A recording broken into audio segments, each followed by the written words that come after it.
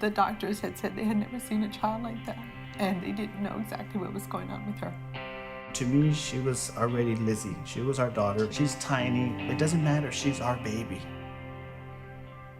All we had known all my life was that I had a syndrome where I can't gain weight. At the time, I thought everyone looked like me.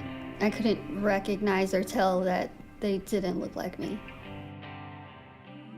It was afternoon. I decided to go look for music on YouTube, and that's when I found it. I don't even know why I clicked on it, but I did, and that's when I lost it.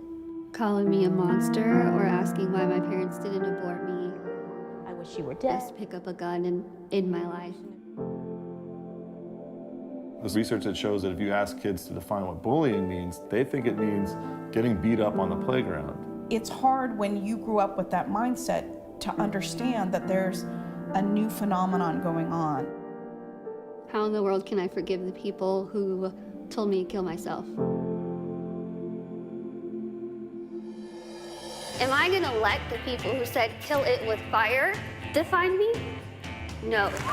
I'm not sure what it was about the TED Talk and what I said in it, but it changed everything. She did a TED Talk that knocked me out. Please welcome Lizy ڤێلاسکویز. Hey, girl. And I knew this is my purpose. This is what I'm meant to do for the rest of my life, because I like to think that I'm not only telling my story, I'm telling everyone's story.